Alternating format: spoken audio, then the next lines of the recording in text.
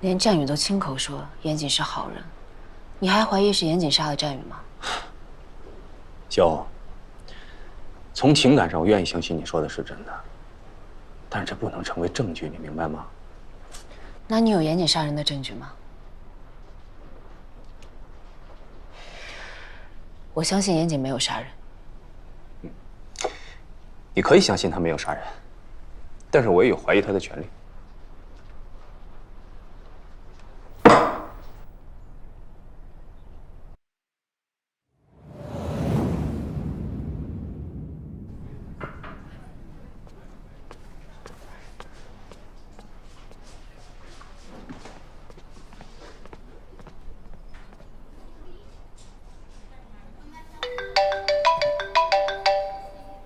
喂，小雨，你在哪儿？你好，你是战宇的姐姐吧？是。我是人民医院的护士，战宇现在在急救病房，你赶紧过来吧。小雨在医院。哎，这儿。你是病人家属吗？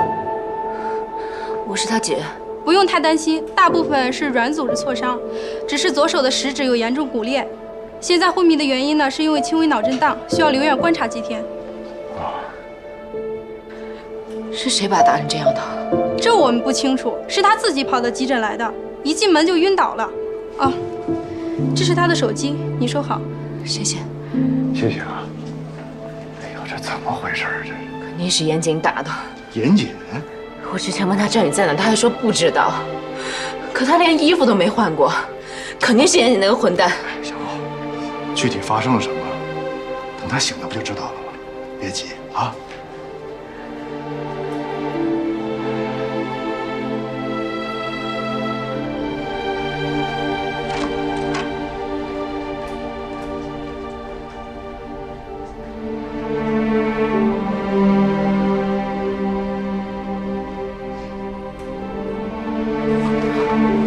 小雨，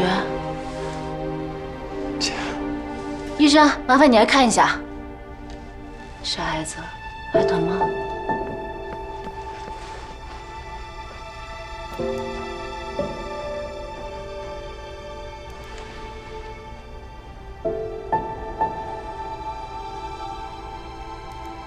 目前看来没什么大问题，再观察一晚上，可以回家休息了。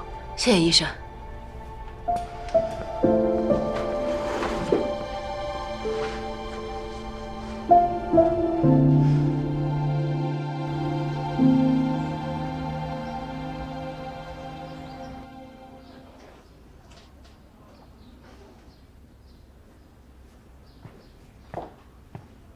小欧，粥好了。冯大哥，乐乐还一个人在家，你先回去吧。你这一个人行吗？没问题。谢谢冯大哥。别客气，好好养伤啊。有事给我打电话。小子，来，你手还有伤呢，我喂你。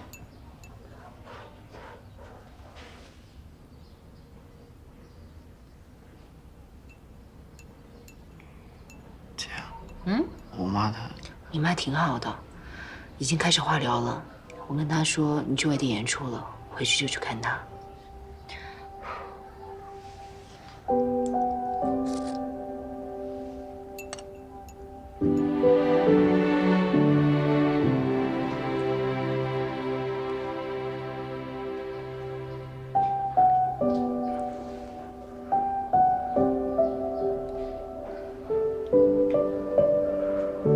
小雨，你别担心，医生说了，没伤到骨头，一定会恢复的。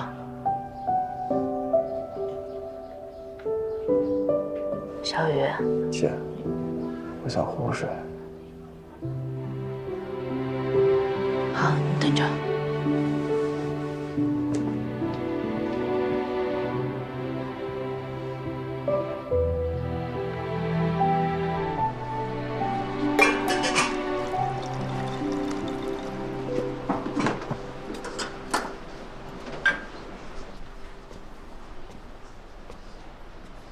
小欧，你问过战宇到底怎么回事吗？我想问他，但是我总觉得他在回避什么，还是等他伤好了再说吧。如果战宇真是被严谨打伤的，我跟他没完。那你还是觉得这事儿跟严谨有关？那天他当着我的面就打了战宇，小雨从那天起就没有换过衣服，那还能是谁干的呀？小欧，以我对严谨的了解，我觉得他不是一个无事生非的人，他敢当着面打人，一定有他的理由。没准儿战宇在外面真的惹什么祸了。不可能，战宇天天不是在学校、医院，就是在我这儿，他能干出什么出格的事儿？小欧，你是把人真的想得太好了，知人知面不知心。你忘了小雨之前骗过你的钱，你也见过他打架的样子，你能说这不是战宇吗？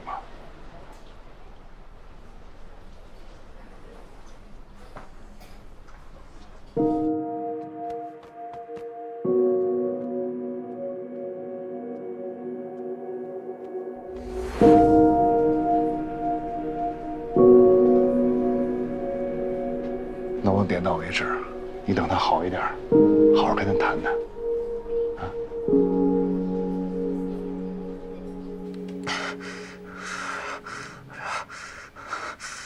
别烧，行行，别烧，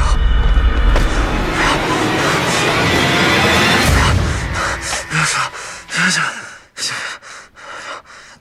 哎，行行行，哎呀行，别烧，别烧，别烧，行行，别烧，别烧，小雨，是我，做噩梦了是吧？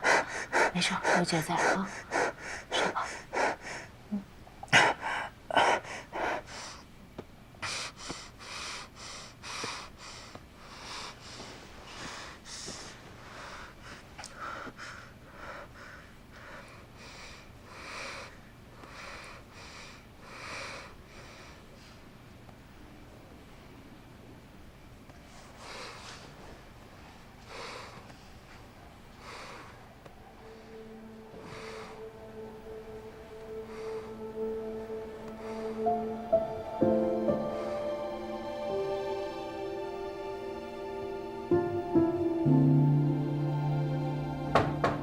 小欧，小欧，小欧，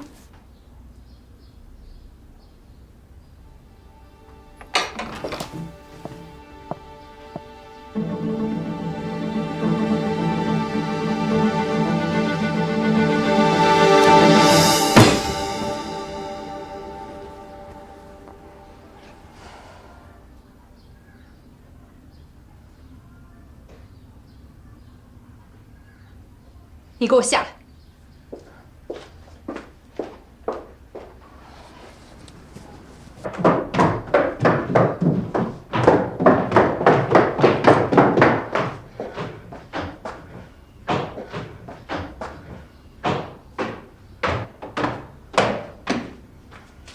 妈，你怎么来了？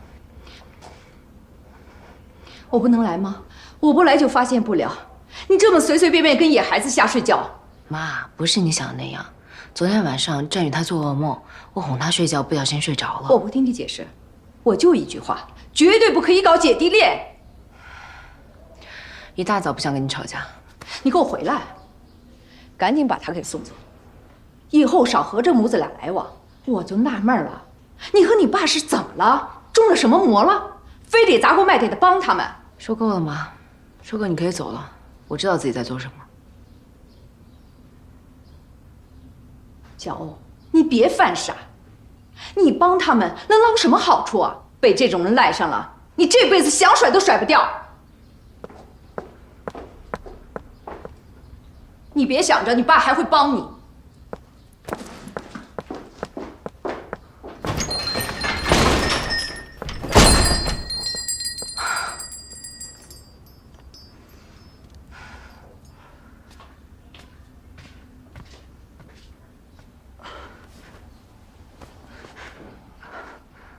姐，我是不是应该跟阿姨解释一下？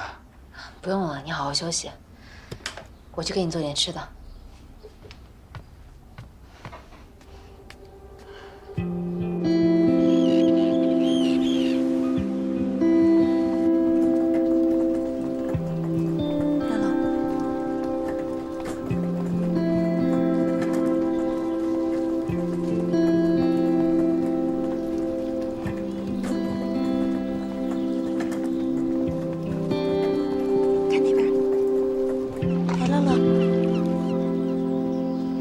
吃吗？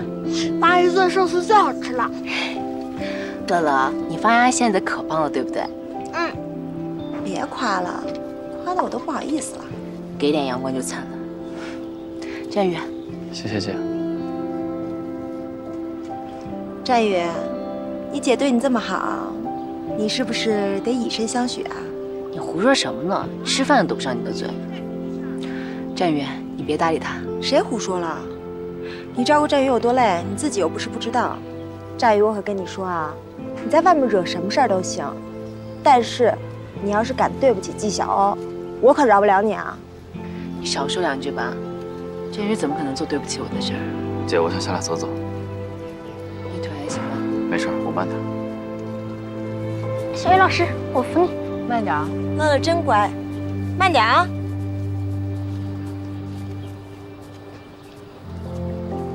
我怎么觉得战宇心事重重的，是不是有什么事儿瞒着你啊？别瞎猜了，等他回头伤好了，我一定问清楚。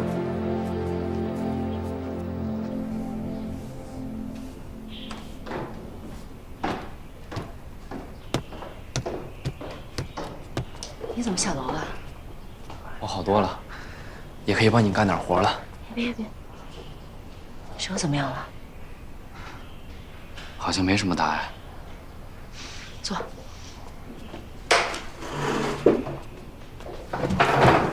上。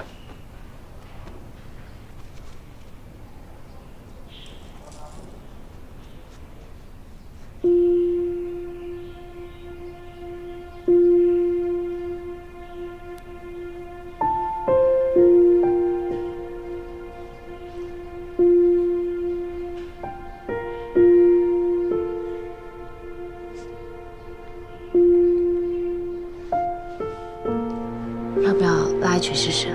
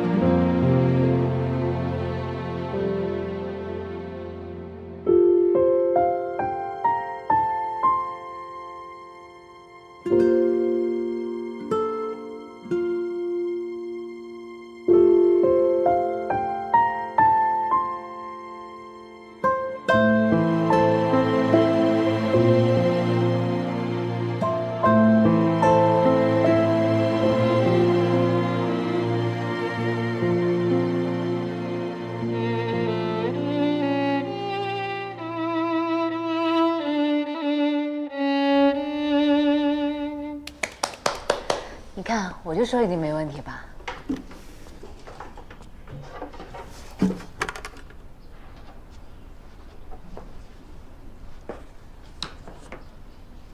小雨，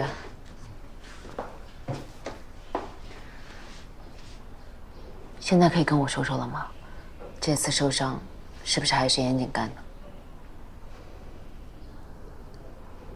姐，我的伤跟严谨无关，是他救了我。救了你？是我在外面惹了祸被人打，跟严谨一点关系都没有。那你跟姐说实话，你在外面到底惹了什么祸？我现在不能告诉你，但是严谨他确实是个好人。好人？好人会和那些人混在一起吗？我生日那天他把你打得那么惨，那是因为我做了对不起他的事。是不是那20万你还没有还给他？不是钱的事儿。姐，你一定要相信我，严谨他真的是个好人，他跟那个小美人不是你想象的那种关系，他爱的人一直是你。战宇说话是坦坦荡荡，眼神也异常的坚定，而他的真心话让我心里一片凌乱。我完全不知道该如何看待严谨这个人。你到底犯了什么错？你跟严谨之间到底发生了什么？对不起，姐，我现在一个字都不能说。等我忙过这段时间，我会把真相原原本本的告诉你，我发誓。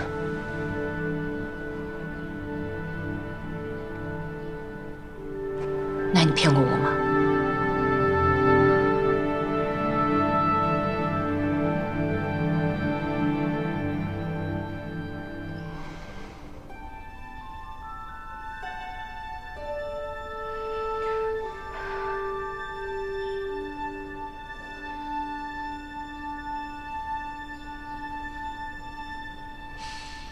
好，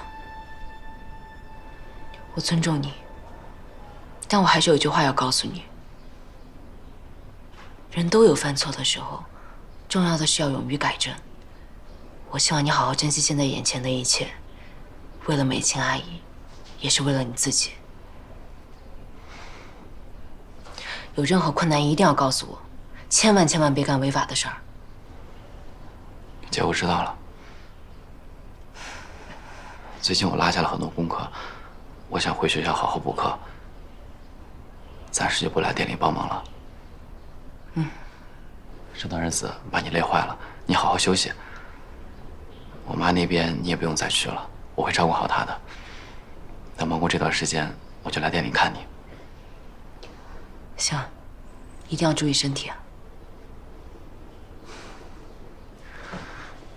姐，我这辈子最开心的事儿就是做你爹。你放心，我一定做一个令你骄傲的弟弟。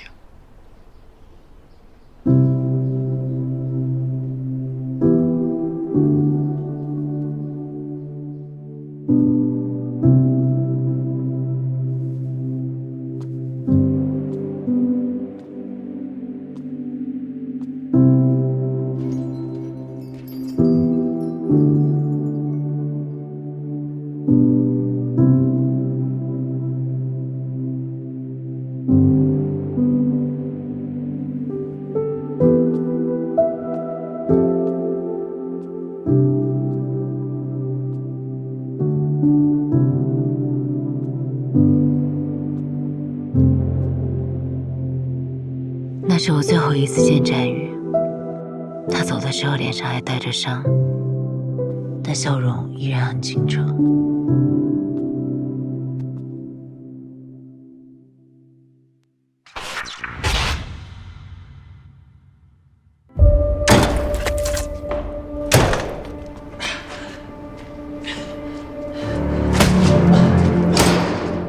以前做学徒的时候，跟着屠夫学杀猪。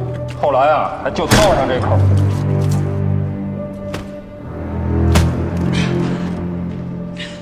谁啊？不认识啊。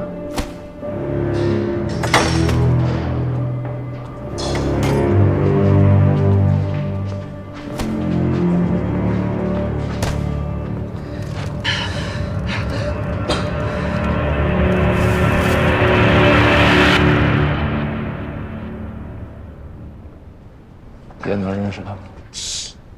哎，他不是那个似水流年咖啡店的打工仔吗？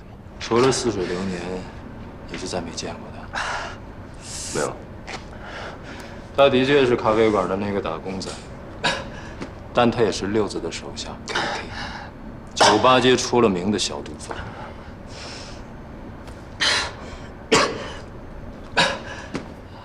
也是真不认识他。还是跟我这儿演戏呢？刘总什么意思啊？我的意思是，以严总在梨园的地位和势力，怎么能有不认识的人呢？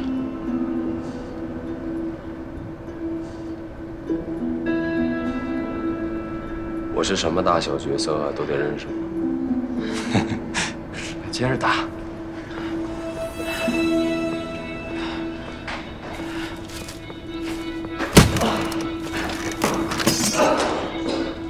这个 KK 就是内鬼，就是他跟警方通风报信，差点把我们连锅端了。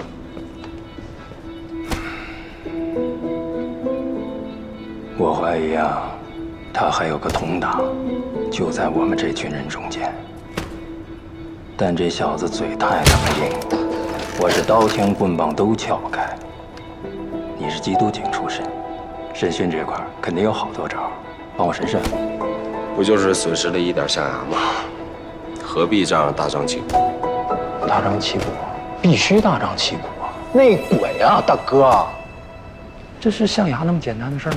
啊，外贼好多，家贼难防。这么多兄弟眼巴巴看着呢，我不杀一儆百，给他们好好立立规矩，我这以后队伍怎么带啊？啊！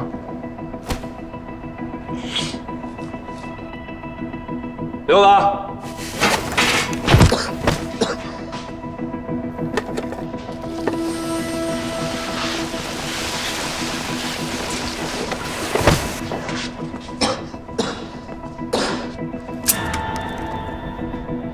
这个 KK 啊，是音乐学院的高材生，拉小提琴的。瞧这双手，又细又长的，一看就是搞艺术的啊。哎，拉小提琴是用哪个手摁那个琴弦来着？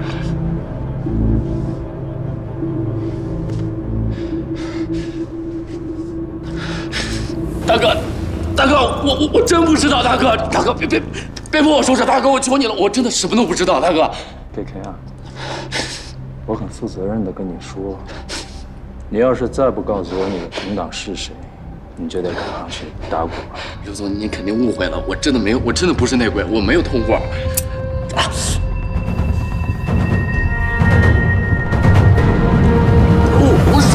我说，我知道这是内鬼。熊孩子，还是不想去打鼓啊？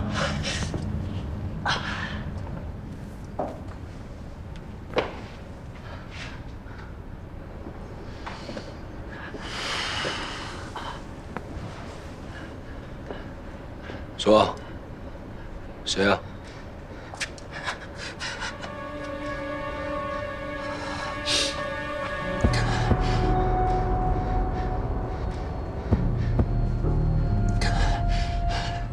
是他，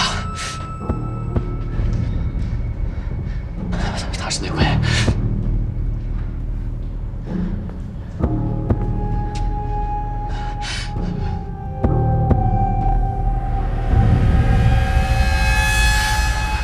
刘子是内鬼。你指谁呢？你疯了吧你啊！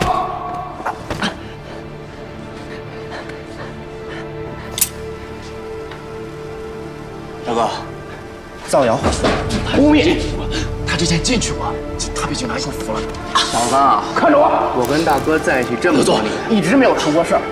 你现在说我，刘总是不是想死？刘总啊，我跟着六子，他经常私底下偷偷卖您的货。交易的前2天，他给他女朋友买了新车，这钱你说哪儿来的？刘总，我真没骗您。我钱哪来的？跟你有什么关系？诬陷我！你别信他的。我有证据，刘总。我之前跟踪他，他去跟警察接头，我偷偷录了音，就在我手机里。不信您看。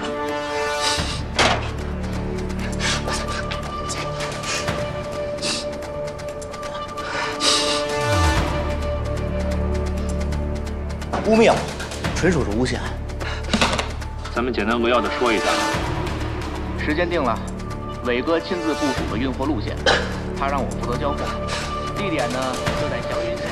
这不是我跟警方说的话，我不可能跟警察说这样的话，大哥，别信他的。水产公司交钱，我回去立刻部署抓捕任务。不是，你得相信我，大哥，你别信他的行吗？哪弄的录音？这是伪造的，知道吗？有本事拿出证据来啊！哎，站员，你迟到了。他去六子那儿去了，已经提前给我报备过了。今晚刘伟亲自部署了运货路线，六子和我负责交货。录音呢？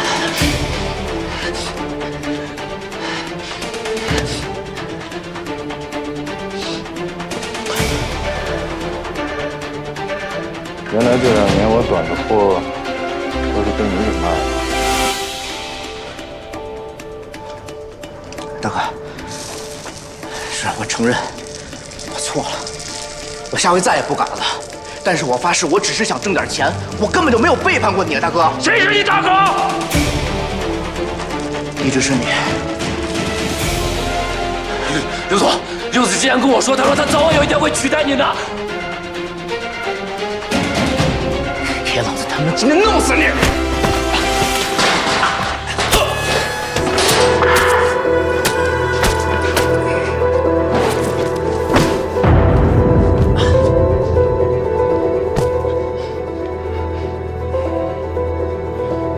下去，把血放干，等会儿老子剁了他。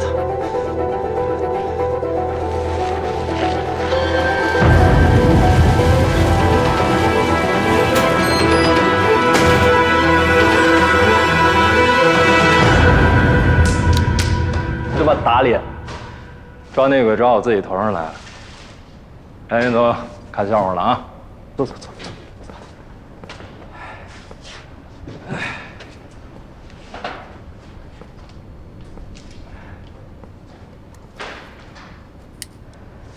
这小子怎么处理啊？把他拖出去，慢点。别，大哥，我是冤枉的，大哥，真的，真的，你给我一个机会，我妈还在医院里边，我真的是冤枉的，大哥。等等，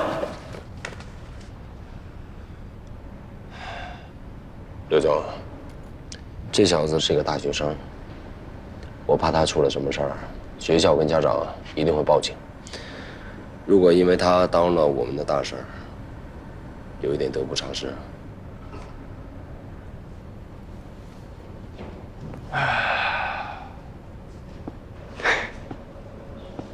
我说过什么来着？啊？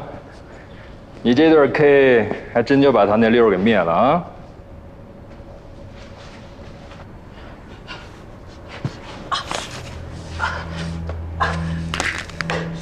敢说出去一个字，你和你妈都得死。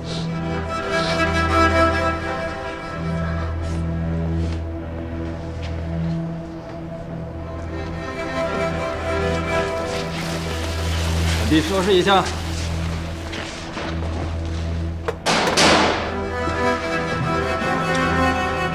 酒呢？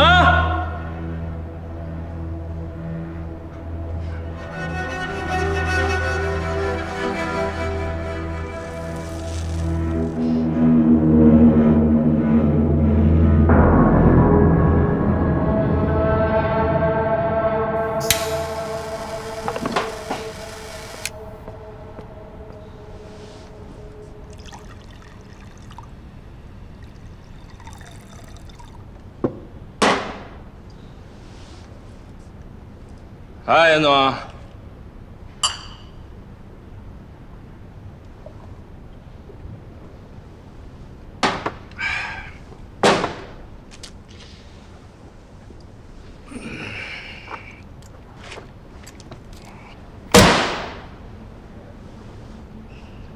可以啊，刘总，定制款的 M1911，进口的吧？严总好眼力，当警察的时候没少研究枪械。勃朗宁设计的，这个枪很耐用，威力很大。它有一个唯一的缺点，就是手枪的握把过大，容易走火。刘总可要小心。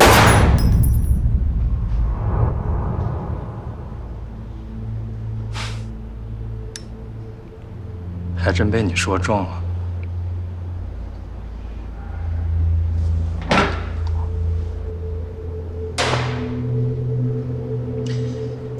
刘总也是个痛快人，有什么话咱们直说。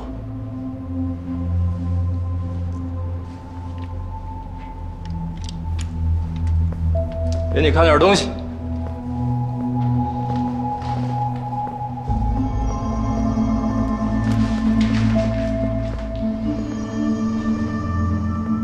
你之前破了不少案子，这种地方应该再熟悉不过了吧？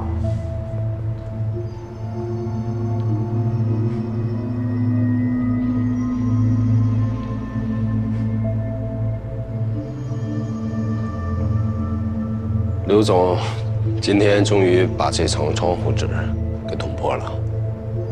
这厂子够大的，够野的。你是聪明人，这层窗户纸在你面前什么时候存在过？你费尽心思接近我们，不就是为了弄清楚这点事儿吗？可惜你们的行动失败了，你的大哥没死成，真的挺遗憾的。我要是你啊，早都没心情演戏了。你说，这枪现在会不会走火？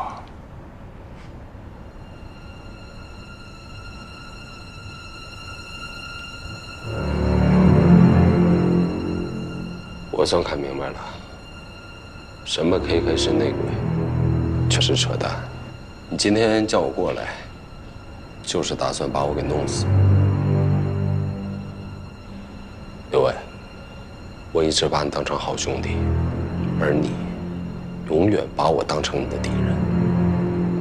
你弄死我可以，但你有没有想过后果？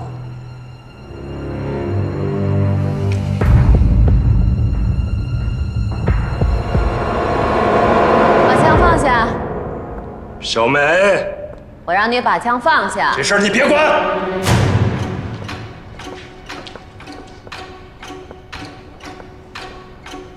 你们都出去。怎么，现在都没人听我说话了吗？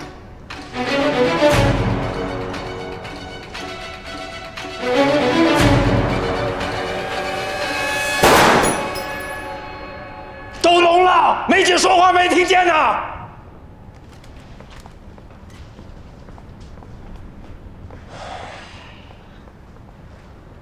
内鬼已经揪出来了，这出戏码可以收场。现在还不能确定他不是内鬼。这次交易失败，我们已经损失了很多。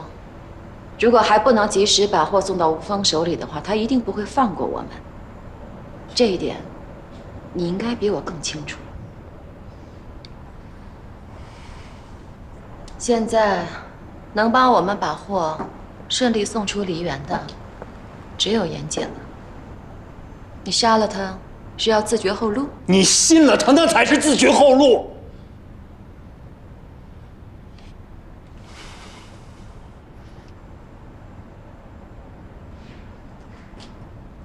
严姐，我希望你能明白，我选择你这个人，谈的是生意，不是感情。所以这次，如果你骗了我，那我们也只好同归于尽了。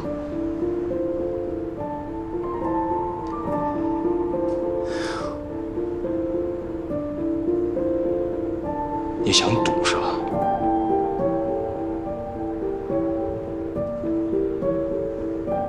你不想跟我一起？我陪你。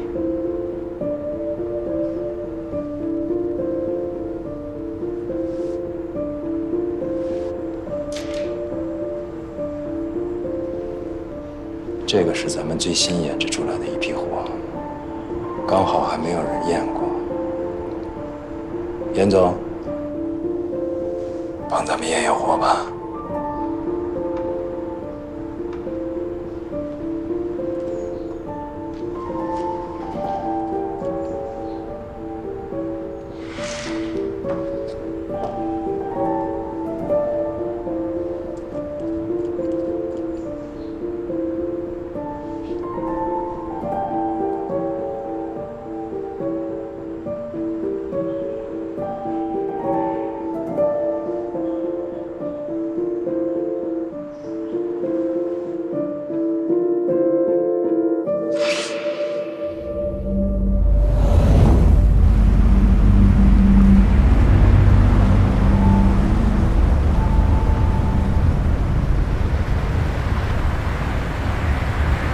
哟，醒了，小婉又喝多了吧？喝酒不带我跟二哥，不够意思了啊！你们去哪儿？去哪儿？执行任务呀。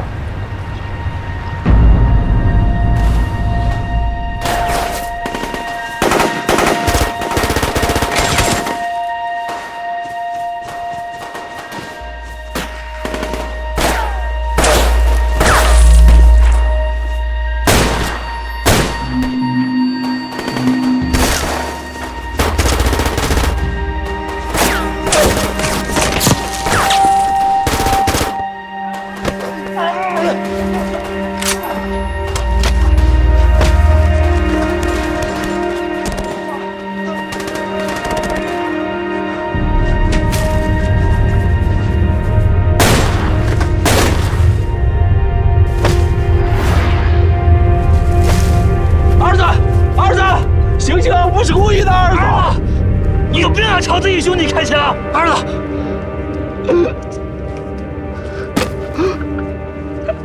你个两个笨蛋！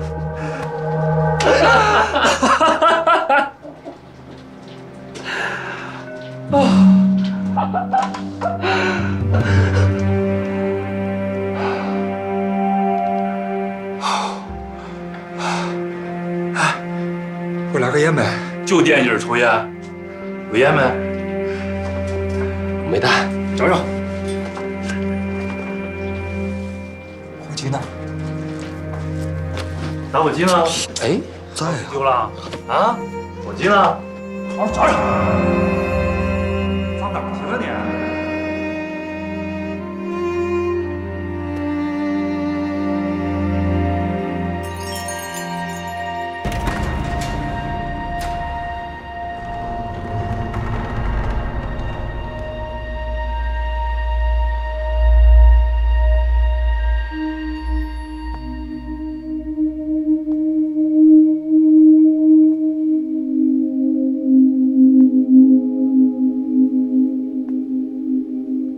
来，打针，谁打？给你打。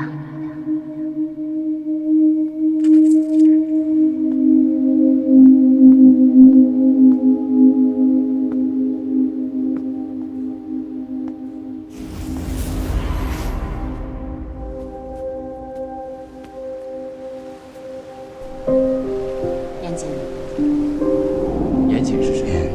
严谨，如果你骗了我，那我这枪现在会不会走火？能帮我们找到医生说有可能挺过去的。什么事儿没搞清楚才停药啊？能确定他不是内鬼？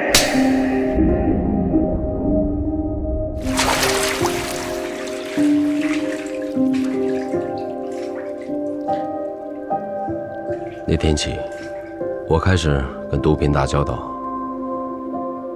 刘伟每天变着法的让我吸毒，他是想用毒品彻底控制我。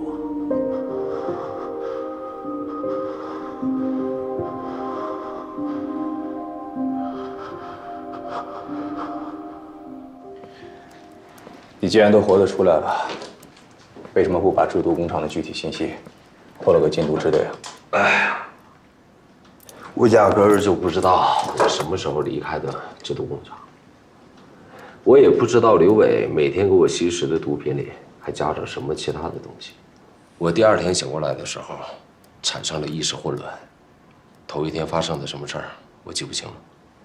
你跟我开什么玩笑呢，严杰？你的意志力那是受过专业训练的。我怎么又跟你开玩笑了？我刚才跟你说的那些，是被关进来以后慢慢拼凑的。直到现在，我都不敢保证我全部记得。那你亲眼看到六子的尸体被埋在制毒工厂的里边吗？没有看到。要是让我猜啊，应该是的。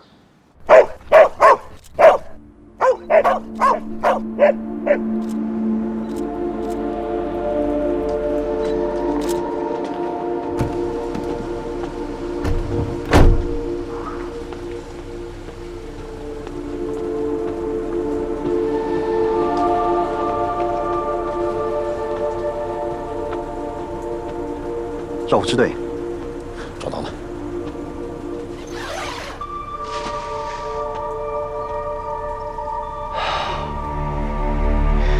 立刻送去化验，3天之内把结果给我。是。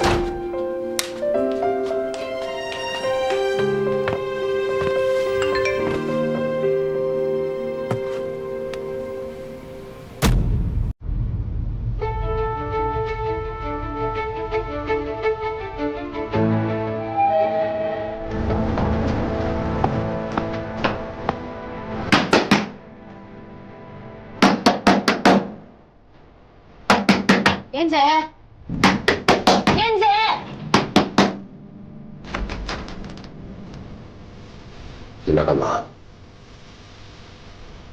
你怎么了？就不会。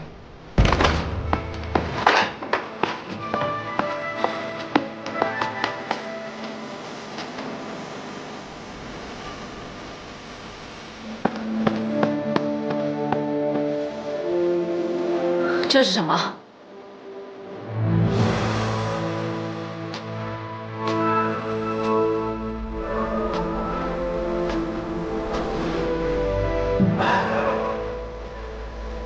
你吸毒啊？像我这样的瘾君子，在惦记我干嘛？走啊！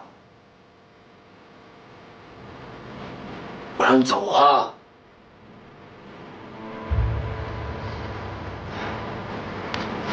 喂，好。喂，纪晓，是不是疯了？知不知道这东西值多少钱？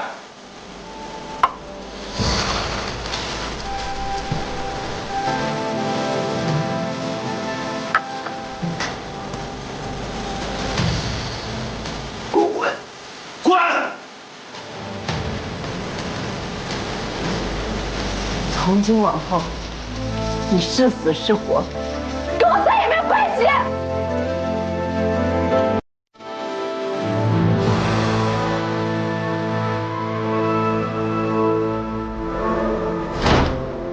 自从战宇对我说了那些话后，我就莫名其妙对严谨重燃了一丝希望，也幻想着他就是我曾经爱着的那个严谨。而当我亲眼看到他吸毒时，那仅存的最后一丝希望破碎。我发誓，我要彻底忘了他。严谨吸毒？你没搞错吧？他之前可是缉毒警啊。我也希望我看到一切不是真的。那他跟小美人那帮人在一起，不会也是在搞毒品吧？这事儿不能乱讲。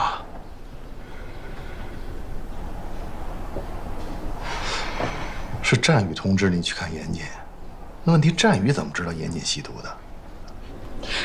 战宇该不会也吸毒吧？绝不可能。战宇在我这儿住这么长时间，我没有发现他有什么异常。至于他怎么知道的，可能严谨吸毒的事早就被别人知道了，他只是听说的。那他还让你去看严谨，这不合逻辑啊！这战宇最讨厌严谨了。好了好了，你们都别再说了，我现在1秒钟都不想浪费在那个人身上。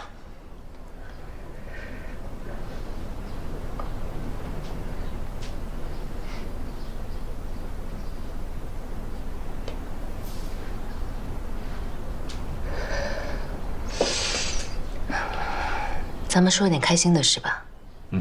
马上要过年了，你们打算怎么过？当然是跟你一起过啦。我早就想好了，咱们可以在店里搞一个跨年 party。哎，这主意不错啊，大家可以热闹热闹。再说了，这员工辛苦1年了，正好可以放松放松。对 ，party 你也爱拿手，你来设计，我来布置。没问题。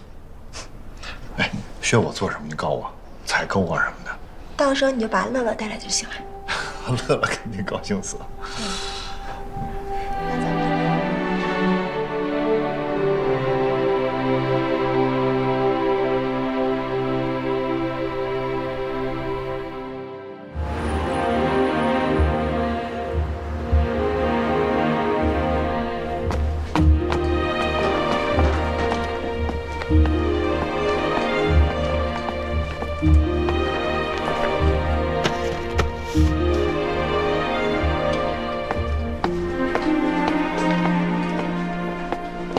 战宇来不来？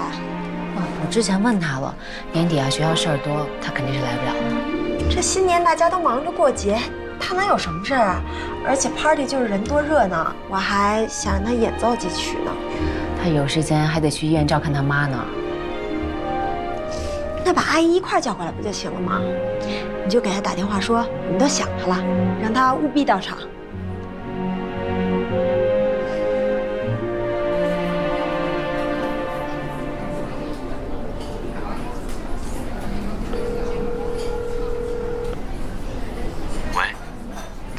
喂，小雨，学校的事忙完了吗？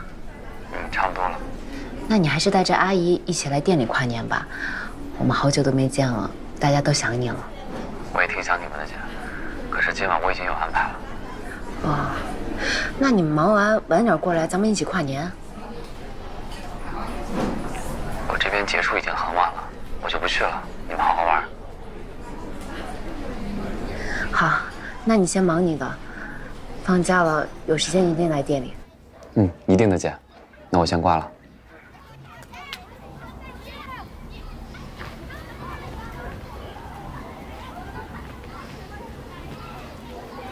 这个战友也太过分了吧！你帮他把伤养好了，他就不来了，真把你当小妈了。回头他来店里，我得说说他。你赶紧干活吧，还有一堆活没忙完呢。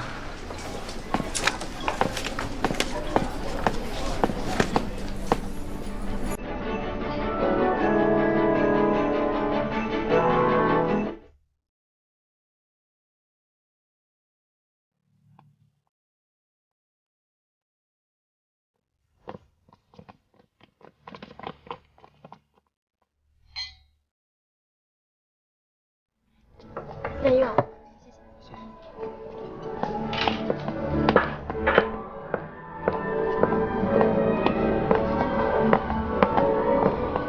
乐乐，怎么样？漂亮吧？啊？好漂亮啊！老冯，哎，新年快乐！新年快乐，冯大哥！哎呀，不管，来坐。坐吧。坐。哎。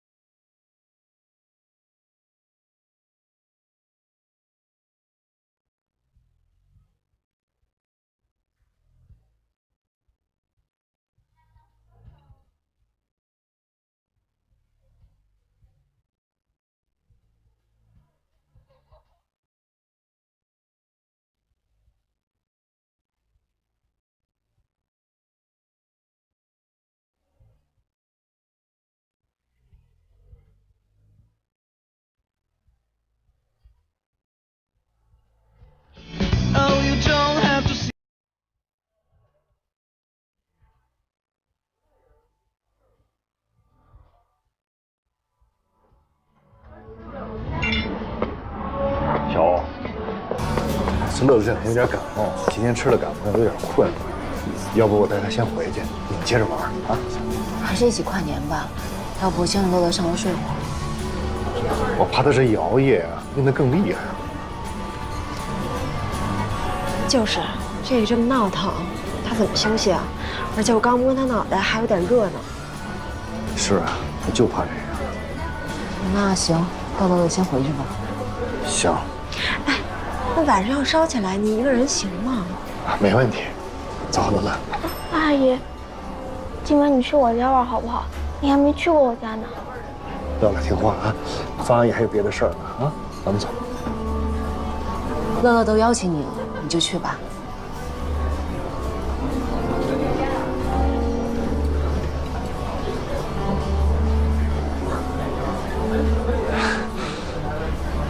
那行，那我们就一块儿回去了。没有汗了吧？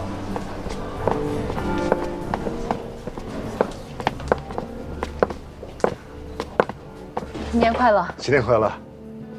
拜拜。拜拜。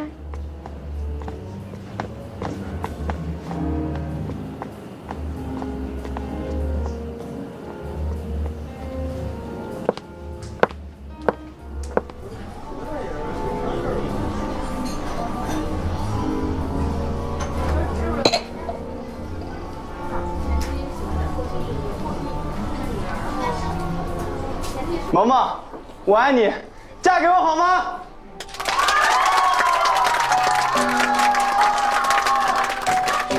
嫁给他，嫁给他，嫁给他，嫁给他。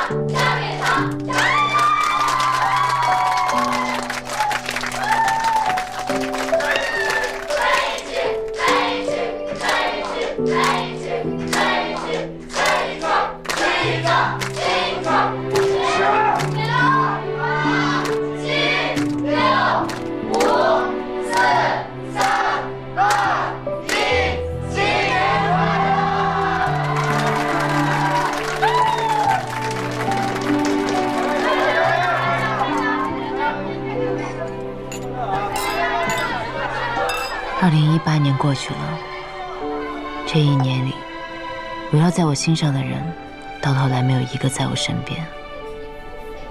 孤独结结实实地包围着我。其实每个人的一生，都有一些说不出的秘密，挽不回的遗憾，触不到的梦想，忘不了的爱情。这大概才是真实的人生吧。想到新的一年已经到来，我还是满怀憧憬。我告诉自己，一定要做回那个潇洒不羁的纪晓。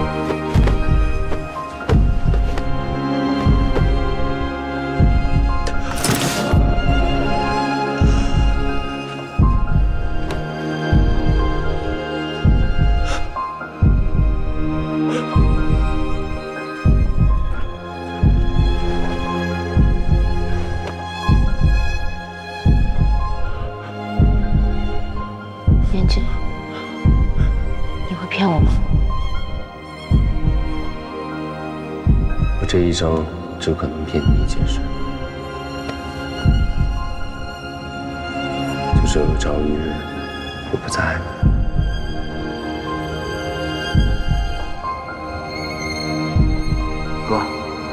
哥，你醒醒！哥，你没事吧？哥，醒醒！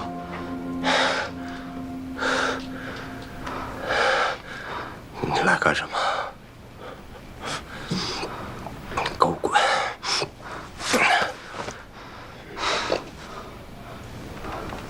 哥，你真吸毒了？是来看我笑话的吗？你还想害我害得不够惨吗？之前是我一时心急，我做错了事儿，我求求你再给我一次机会，我一定配合你。你还能怎么配合我？刘伟已经不信任你了，你知道吗？那我该怎么做？我都听你的，哥。我求求你了，你再给我一次机会吧，哥。我一定好好配合你，你帮帮我，哥。我求求你，你帮帮我，哥。进来的，怎么给我滚？哥，我求求你了，你帮帮我吧！滚！我求你了，你帮帮我吧，哥！你给我个机会！我真的知道错了，我真的知道错了。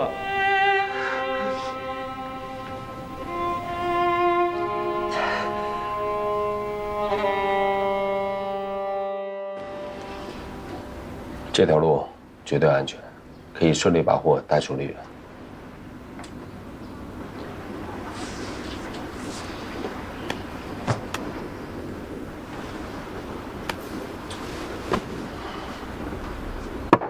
都是山路，路不好走，一旦出了什么问题，容易脱身。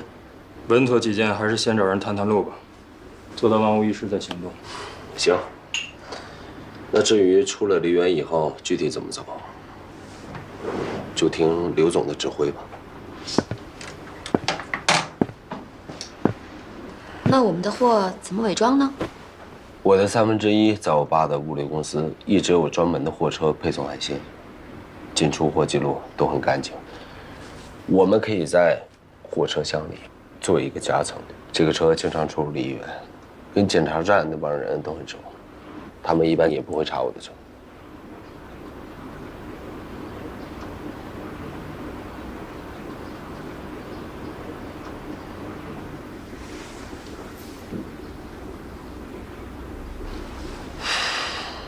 货在我的车上，出了什么事儿也有我顶着。刘总，你安心了吗？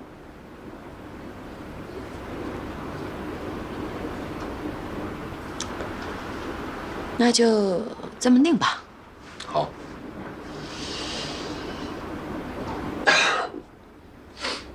那我们定哪一天啊？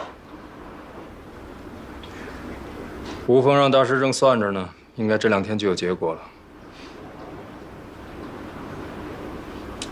好，那我先找人把车改装了啊，先走。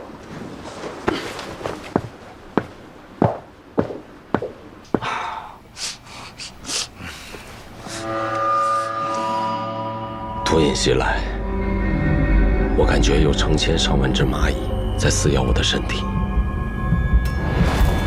尸骨的疼痛，牙齿裂开，骨头断掉。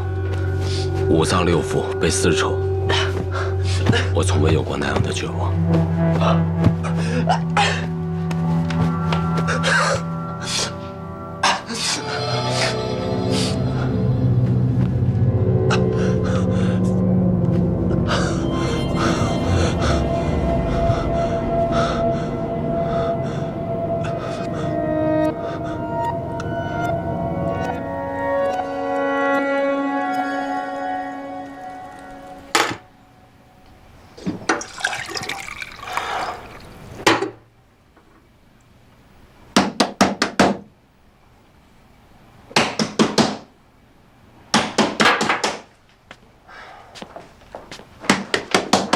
严谨开门。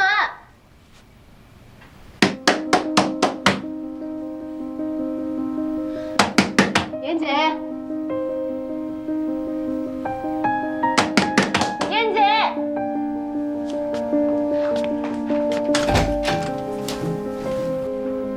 这不会。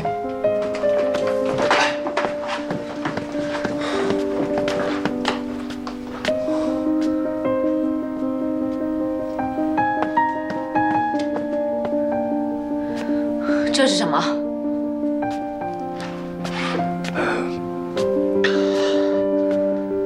你吸毒？像我这种瘾君子，你还惦记我干嘛？纪晓，你是不是疯了？你知不知道这东西值多少钱？从今往后，你是死是活，跟我再也没有关系。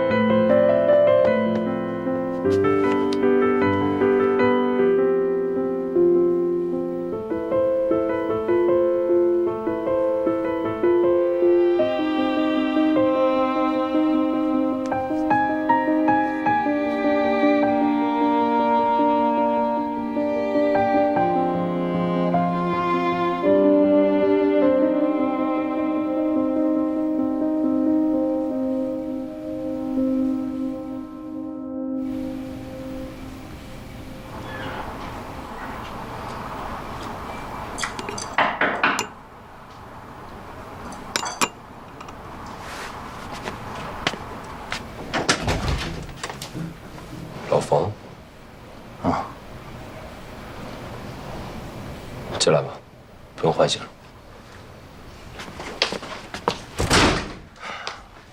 找我什么事儿啊，老冯？严姐，你从什么时候开始干这玩意儿的？你这么做对得起你曾经穿那身警服吗？那身衣服我早就给扔了。我不像你那么执着。严姐，我一直觉得你是一个有数的人，你再混，你有底线。我真没想到，你堕落成这样。我也不知道自己怎么就走到这一步，可能是欠多少的吧。我早就想好了，人固有一死，无非是早一天晚一天的事儿。你也不用管我了，你全当不知道，让我一个人自生自灭。干嘛？给我去戒毒所，走。我不去。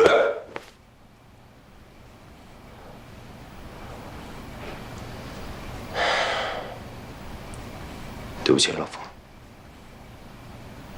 但我的事儿真的不用你管。我还有事儿要忙，请回吧。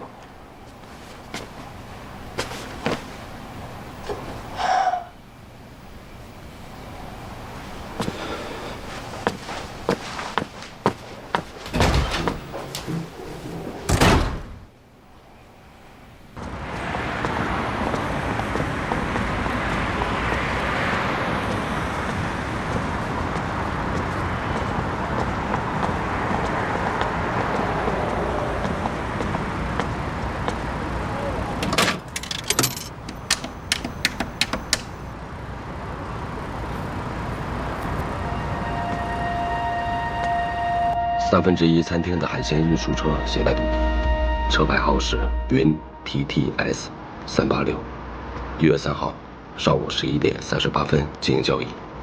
你是谁啊？喂？喂？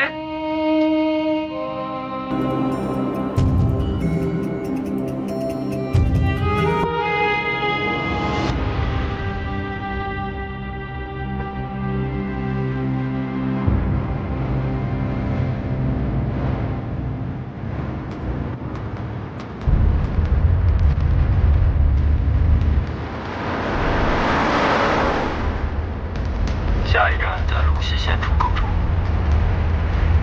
泸溪县出口处。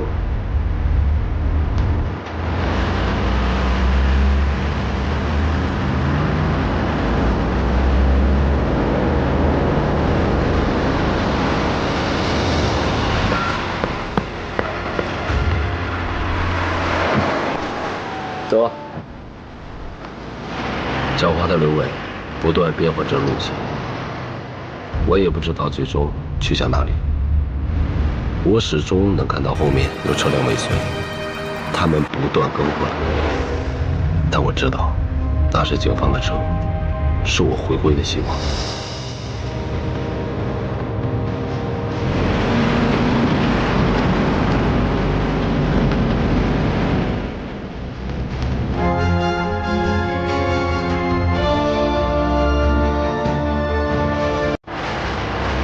经过2个小时的颠簸，我最终顺利到达交货地点。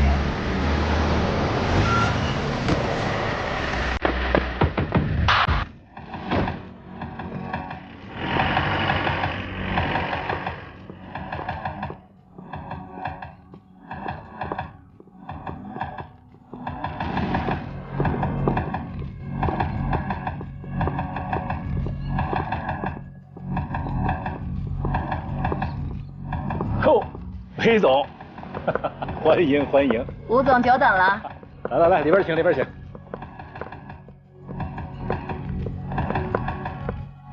走。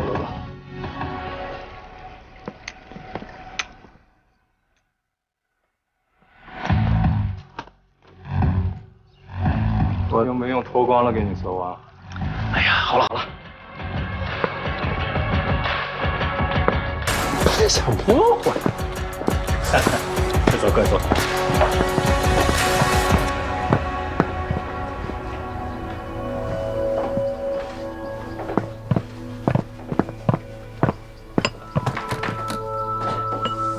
神光跃青龙，财气喜重重。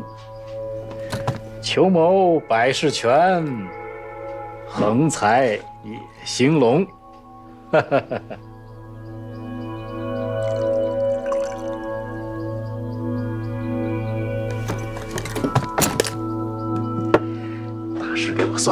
今天啊是吉星高照，万事顺心，一点都没错。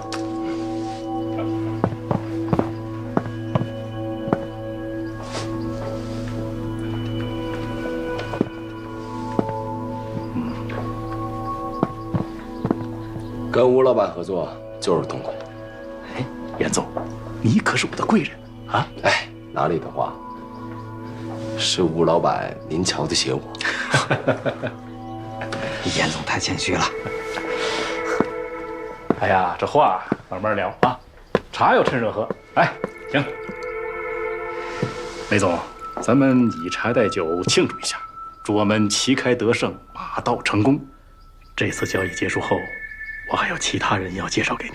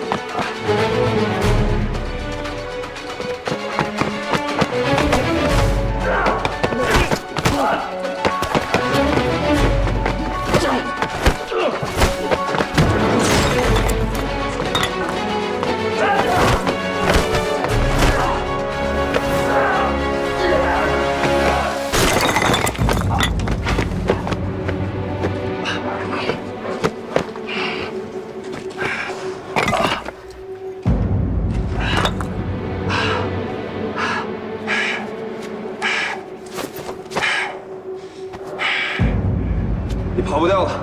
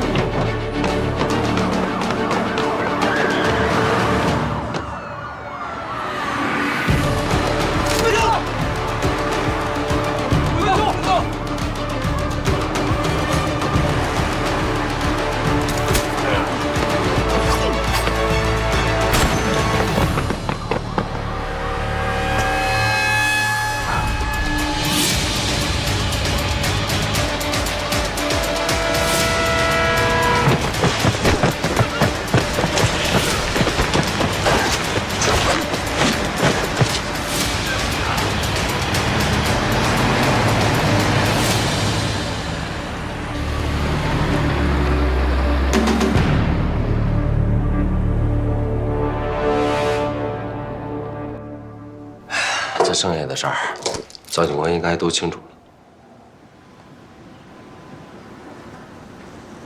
好吧，今天咱们就到这儿吧。这就完了？完了，把人带回去了。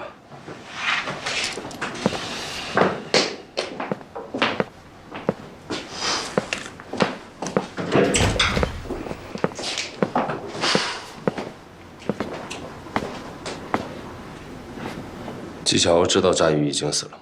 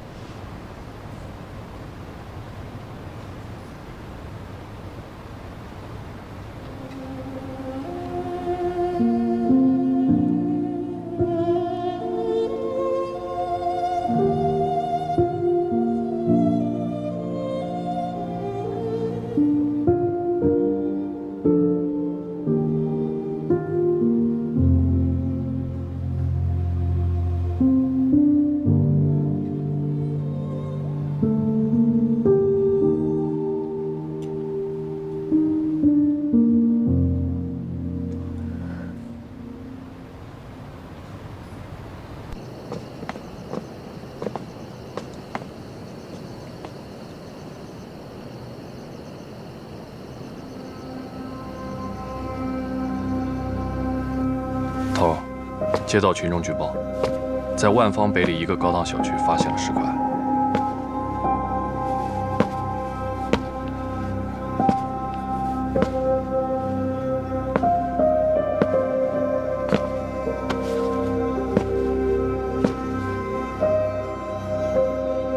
死者的 DNA 和战宇的吻合度达到了90%多。据说他生前是一位非常有前途的小提琴手。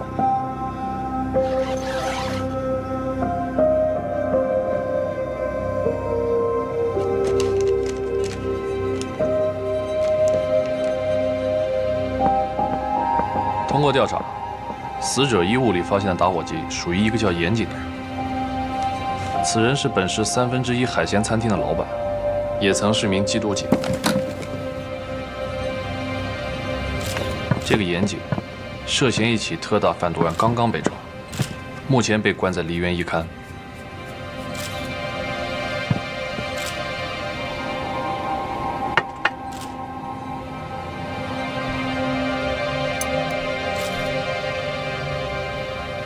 在你眼里，詹宇是个什么样的人啊？可怜之人必有可恨之处。我跟纪晓都被他楚楚可怜的身世和那张天生会说谎的脸给蒙骗了。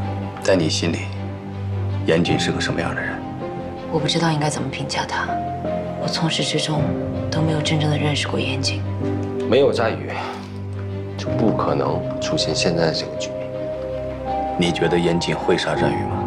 你凭什么认为战宇是被情杀的？他喜欢你，不是吗？你是不是特别恨他？我当然恨他。那天晚上我们确实试过，我每一拳都是在发泄，我真恨不得。那他们两个谁会对你有所隐瞒呢？在我没有弄清楚全部事实真相之前，我没有答案。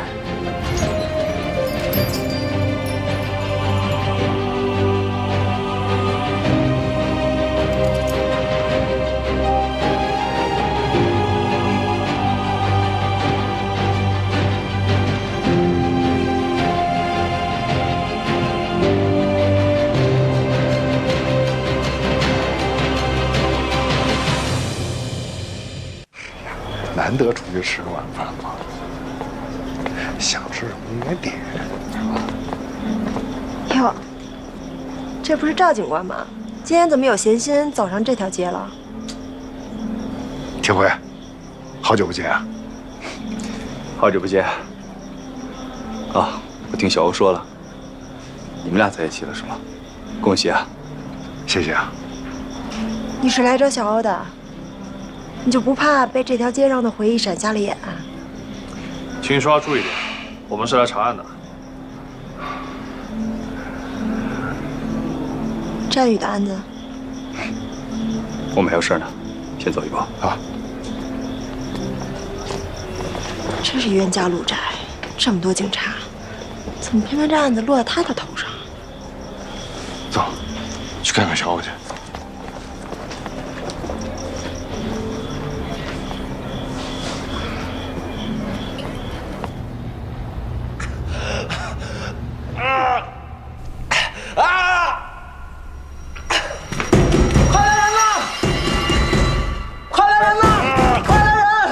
0335毒瘾犯了，快来人！快来人呐！啊！坚持一下，医生马上就来了。医生接不了的。这也是啊，看他的难受成这样，干啥嘛？非要吸毒？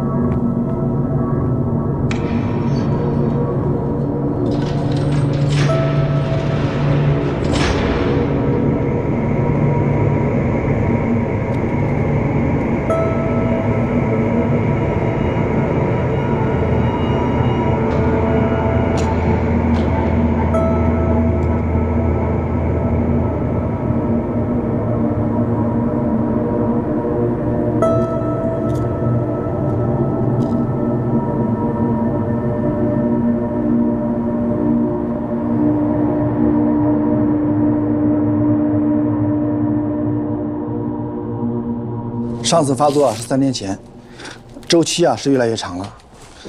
只要能挺过这个阶段，毒瘾肯定能戒掉。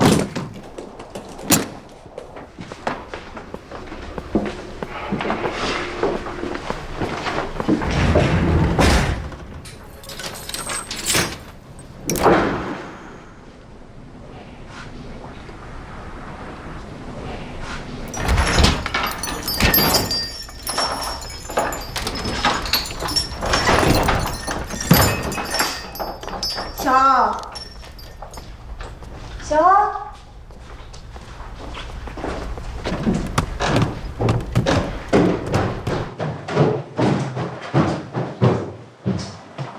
小欧，小欧，这么早就睡啦？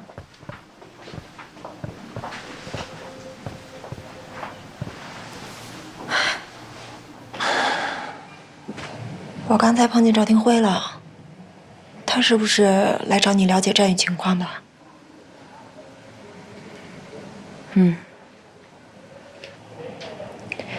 战宇的事儿，你就别太伤心了。人死不能复生，咱们活着的人还得好好活着。啊，是啊，小欧，你别太伤心了。只要咱们积极配合警方，一定能找出凶手。对啊。你之前不是一直说赵廷辉是破案高手，在他手里就没有漏网之鱼，他肯定能查出是谁杀了战宇的。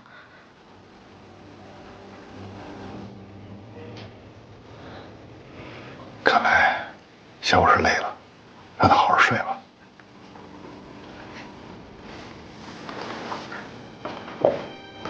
小欧。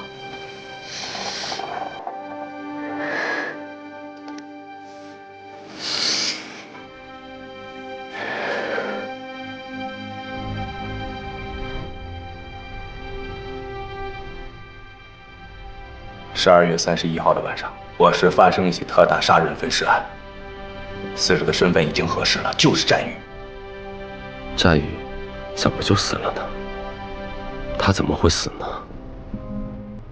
纪晓鸥知不知道这件事？如果他知道了，一定很难过。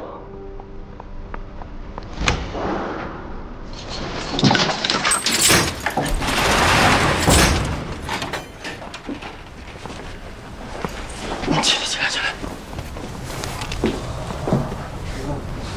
吕国建，这孩子马上宣判了，你给我看好了啊，别惹事儿。是，王国建放心。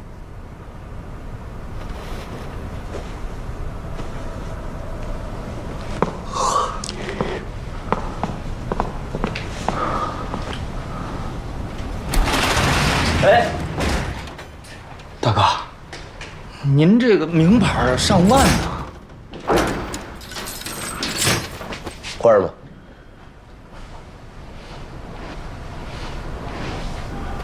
过来。今天晚上你睡这儿吧。大哥，我在这儿睡呢。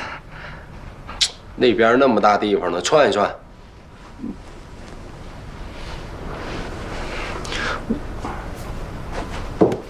去往那边转。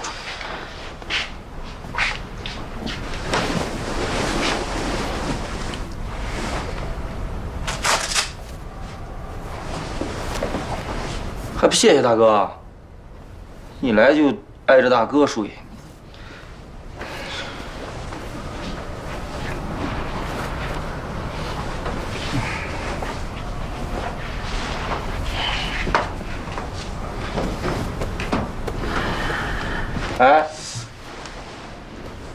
哎，不是你这孩子真不懂事儿。叫什么？0362。名字？马林。多大了？18。犯什么事儿进来的？我杀了个骗子。你说什么？为什么？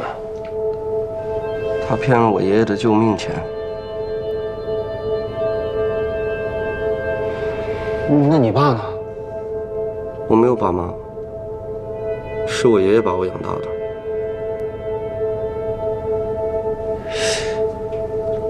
那你也不至于杀人吧？那他凭什么害我们？凭什么呀？你先别激动，到底是怎么回事啊？去年我爷爷得了肝炎病倒了，他为了省钱，死活不肯去医院，每天晚上都疼得死去活来的。上个月医生说，我爷爷要是再不去治疗，这个病就要变成癌了。老妈得了癌症，急需要做手术，我需要钱，我真的很需要钱。那你这孩子还是太冲动了，有什么事儿不能好好说？他欺负我们不懂，用假保单骗了我爷爷所有的钱。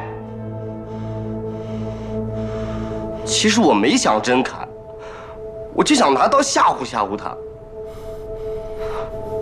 但是他说话太难听了，我眼睛一黑我就……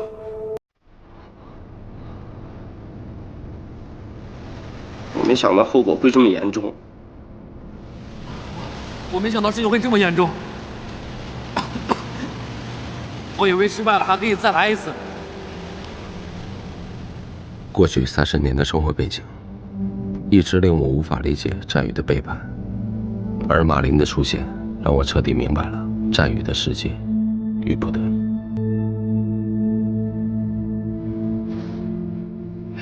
都别看了，睡觉。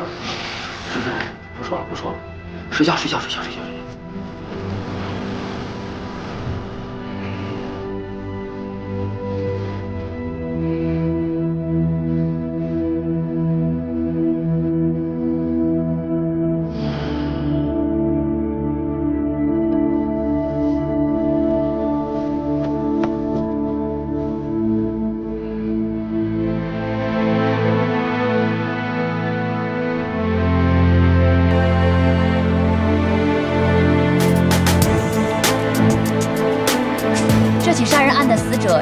学院大3在校生，今年刚满22岁。死者生前品学兼优，曾获得全国青年小提琴比赛金奖。死者在遇害后尸体被残忍肢解，抛掷多地。嫌犯作案手段残忍，案件性质恶劣，对社会造成了极其不良的影响。如此美好的青春少年，为何会在新年伊始惨遭杀害？请持续关注本台记者的后续报道。慢用。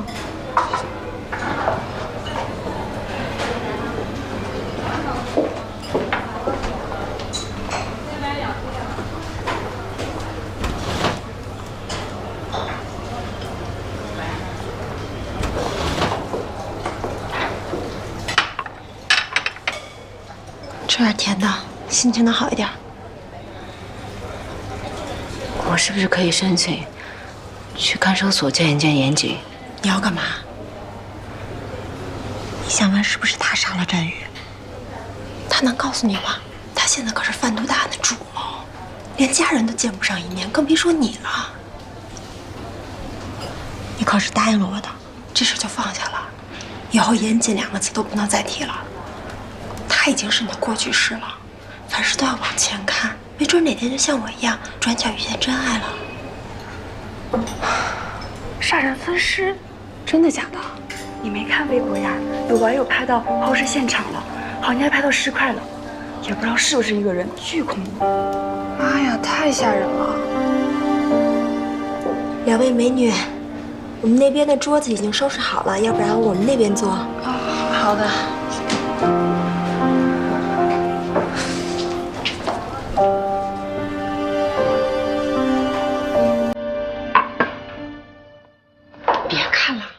你这几天都不许刷微博，什么都不许看，听我的。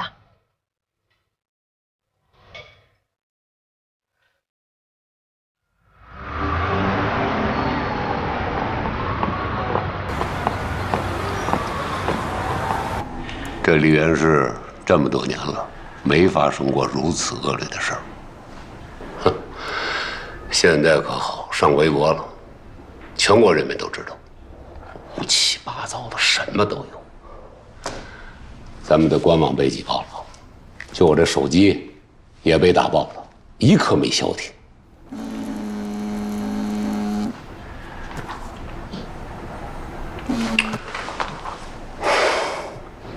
其实我也没想到事情会闹到这个地步，但是局长，现在已经是自媒体时代了，我们出警难免会被群众看到，群众一好奇就会拍点什么，这我们控制不住啊。控制不住也得控制。我再强调一遍啊，关于本案没有拿到确凿证据之前，一个字都不许透露出去。明白。局长，进来，过来坐吧。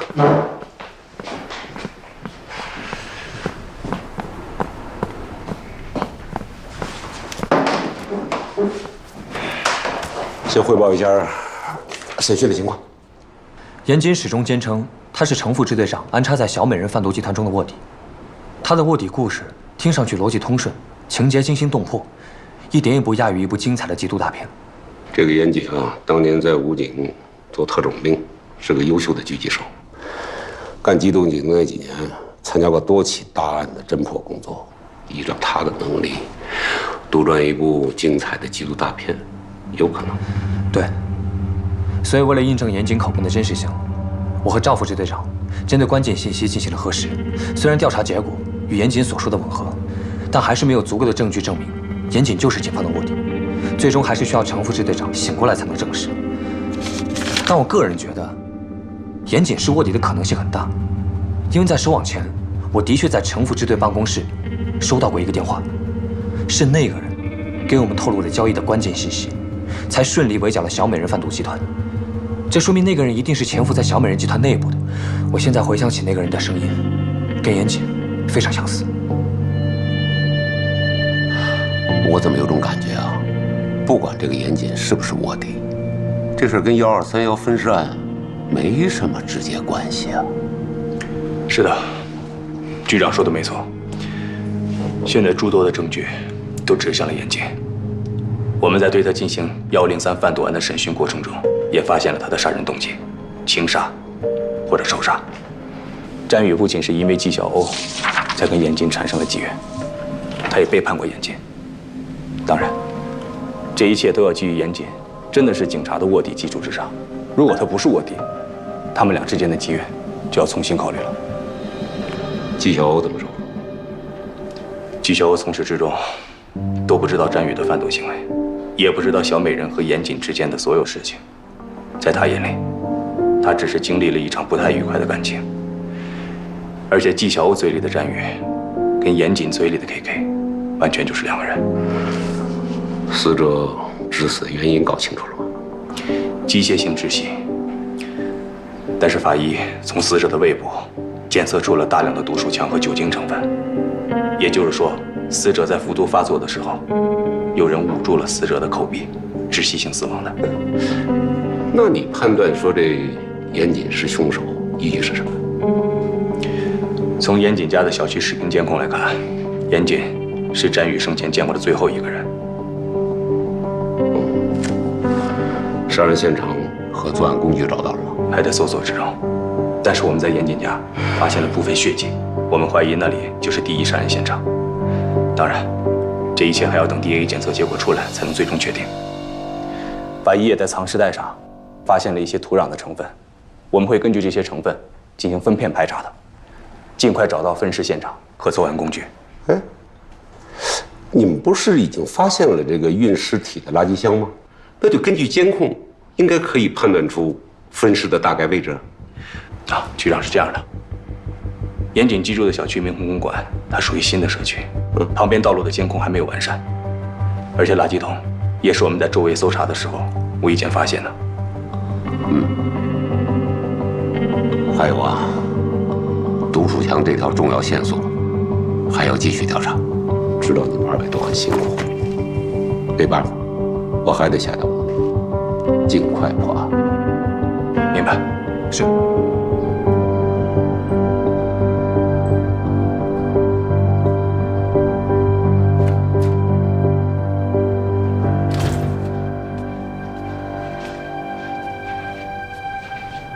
爸，我妈呢？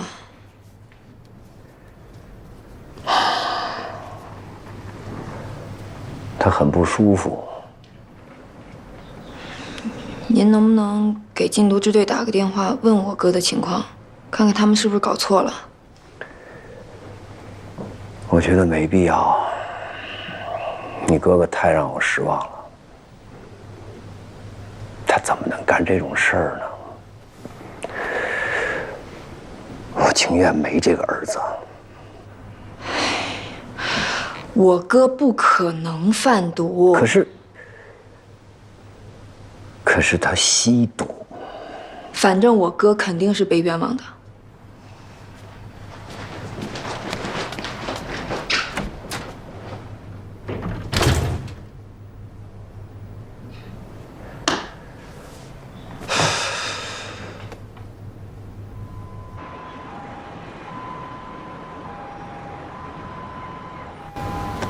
浩浩的话在幼儿园得了第1，我为了奖励他，给他买了个新书包，他特别开心。小孩就是小孩，今天早上叫他起床比以前都痛快。他就是总问我，爸爸什么时候回家？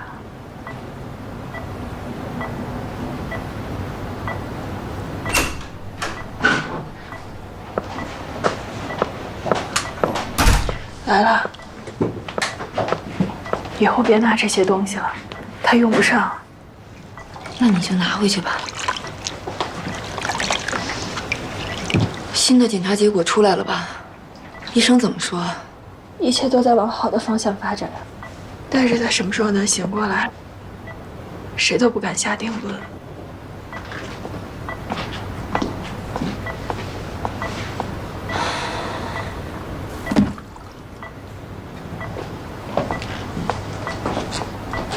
你哥他怎么样了？进去半个月了，还是一点消息也没有。我试着以辩护律师的身份申请见面，禁毒支队一直都没批复。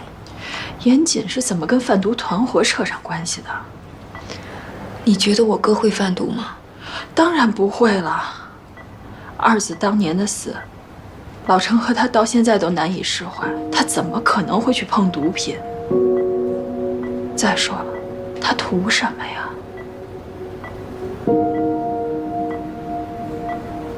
不过这一年，严谨真的挺奇怪的。他是什么人啊？他是把我们家沙发当成他第2张床的人。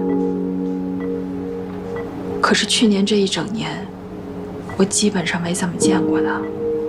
老程还特意叮嘱我说，没事别联系他，你说他们俩是不是有毛病？老程跟我哥之前闹过矛盾吗？这话我早就问过老程，他说没有，就是严谨太忙了，叫我别添乱。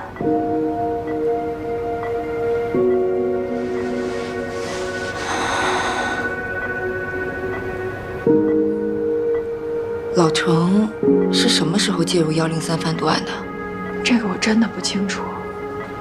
他工作上的事儿不怎么跟我说，就是从去年下半年开始，他就不怎么着家了，家里跟没有他这个人似的。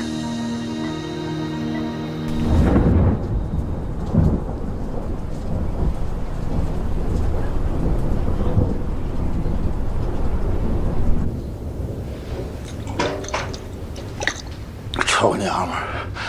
你马上给我还给我！你马上给我！我老站在绝后了，我老站在绝后了！你们还我儿子！老站在绝后了，你知道吗？我老站在绝后了！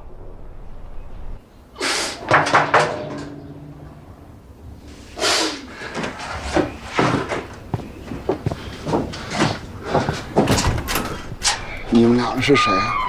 叔叔，我们是战宇的朋友，是来看阿姨的。进来吧，我给你们带来点水果。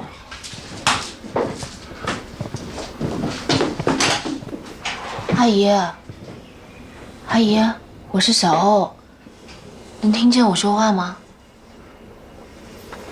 阿姨，成天装死，成天装死，你怎么不去死？你还我儿子！好了好了，冷静，还我儿子！冷静。好了，冷静吧。阿姨，阿姨，你吃饭了吗？我给你做点儿。啊，小雨该回来吃饭了，得准备饭了。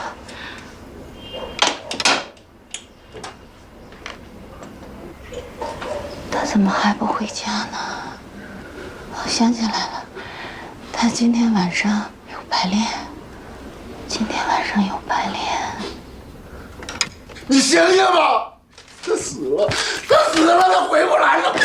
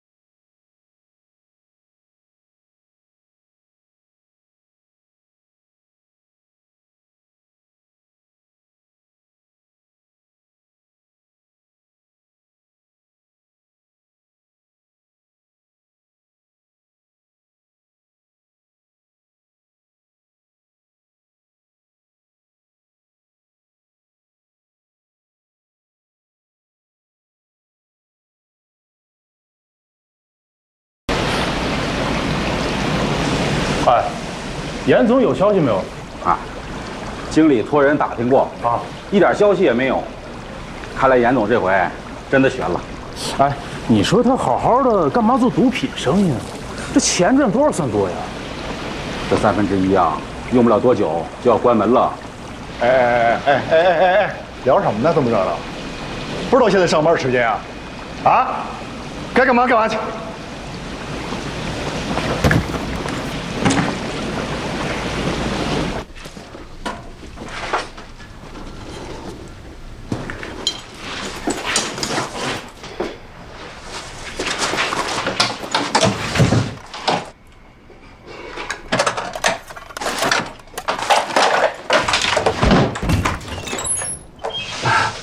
老陈啊，嘛呢？没干嘛，我码了一下货，现在下班了。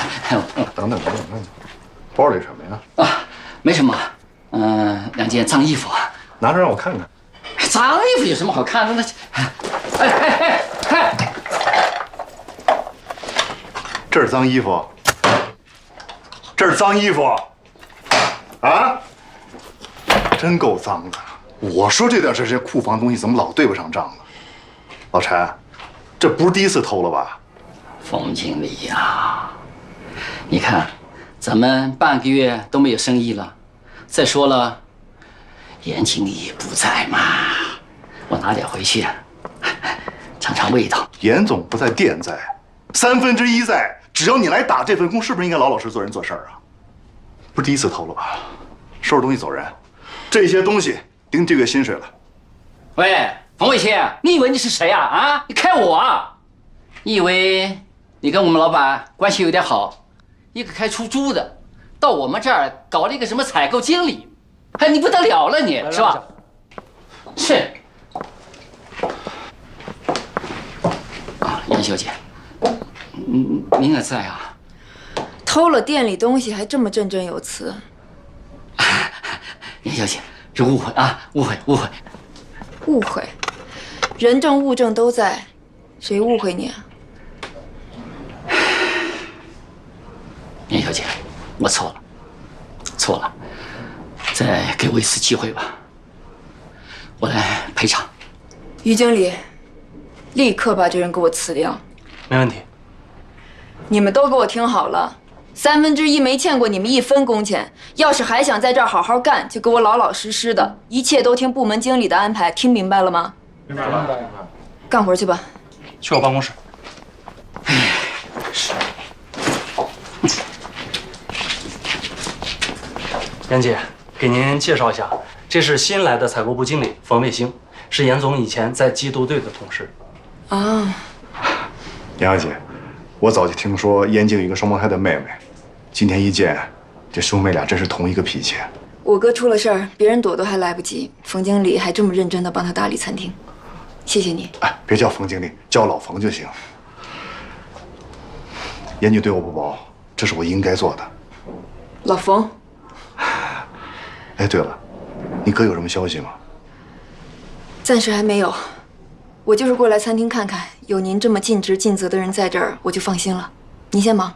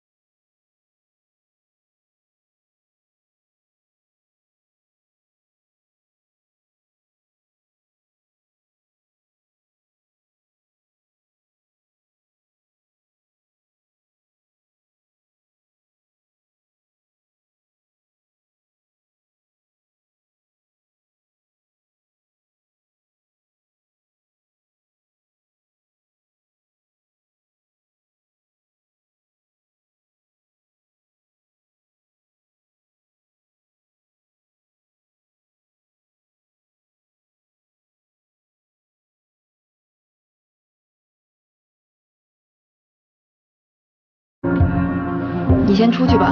好。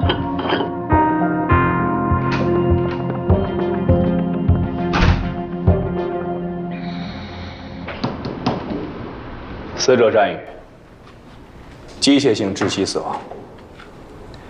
死亡24小时之后，被人直接分尸。我们在战宇的尸体袋子里找到了属于严谨的打火机，所以严谨被锁定为战宇案的第一嫌疑人。这是死者六子，也就是刘伟的手下，身中数刀，失血过多死亡。后来尸体也被人分尸了。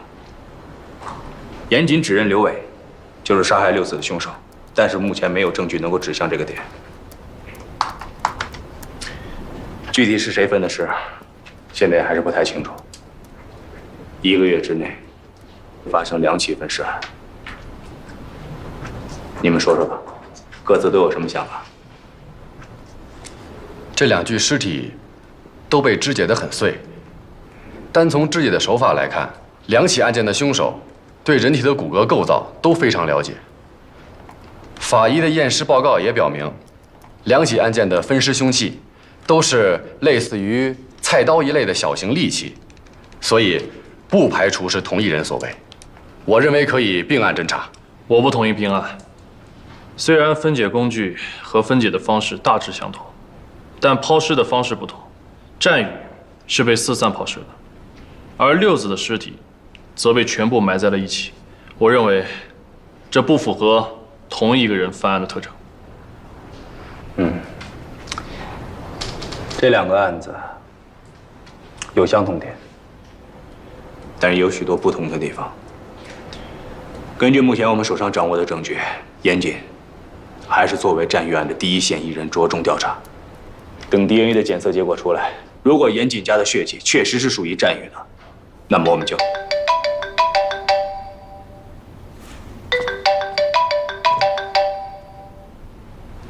喂，周斌，是程国志队长醒了吗？不是，是严谨要求见你，说是有重要的事儿跟你说。老程，我哥到底怎么回事啊？他之前信誓旦旦地跟我说要追求纪晓鸥，怎么会跟那个女毒贩搅和在一起啊？难道真是为了毒品？可我哥就是死也不可能主动吸毒的，除非是被要挟。但这个世上有几个人能要挟得了严谨啊？他可一向都是软硬不吃的。你说话呀，老程！你跟我哥是不是有什么事儿瞒着我？你想想啊，老程！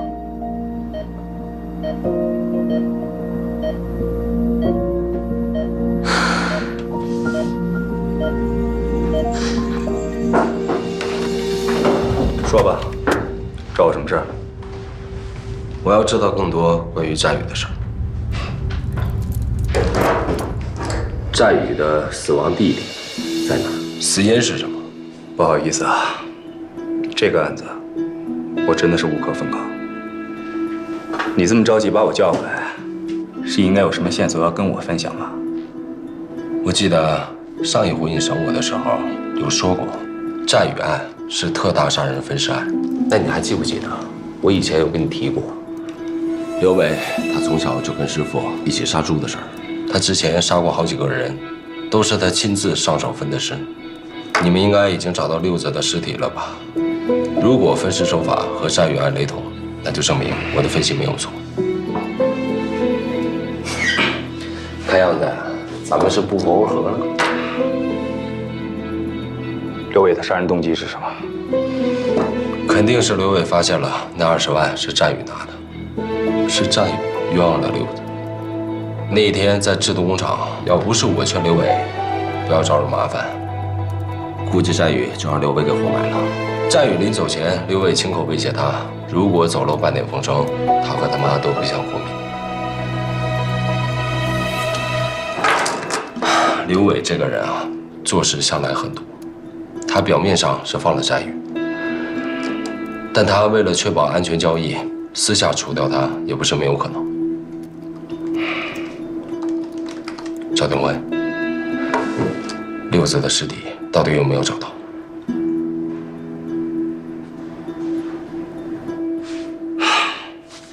走，谢谢你提供的信息。有什么需要了解的，我会再来找你的。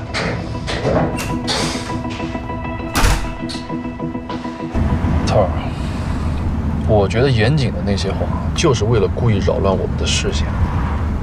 他已经知道我们在调查他了，所以他这些天在里面肯定没少琢磨，目的就是为了拿刘伟来做挡箭牌。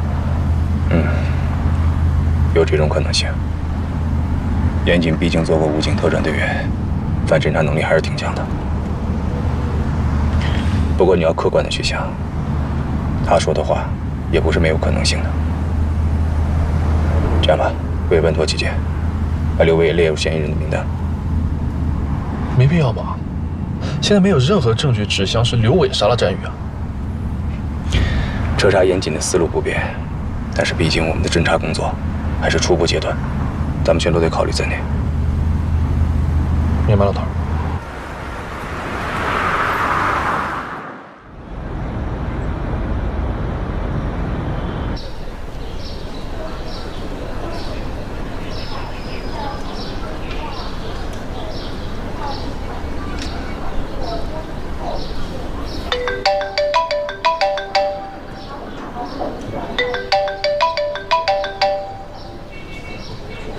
喂，你天天跑得没人影，我两人知道跟我叫两声的。你连电话都不给我打，你现在在哪儿？在店里。我跟你说啊，你爸科里啊新来了个博士生，叫小陈，今年31岁，那长得是啊一表人才。你晚点抽空跟人家见一面。妈，你不要操心我的事了，我谁都不想见。你那点小心思，别以为我不知道啊。那个大毒枭已经被抓起来了，你赶紧给我把他忘干净了。还有那个战宇，就更别惦记了。姐弟恋，你考虑都别考虑。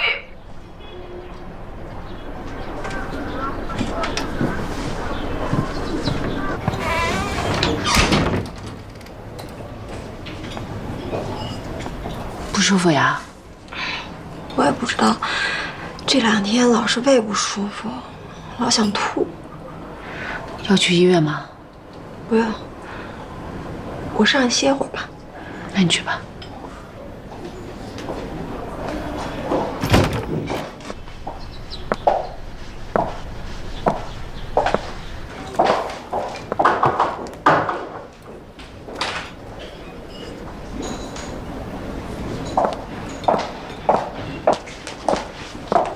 你好。你好，纪晓欧小姐是吗？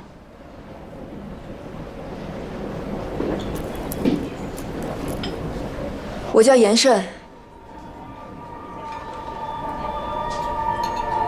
我是严谨的妹妹。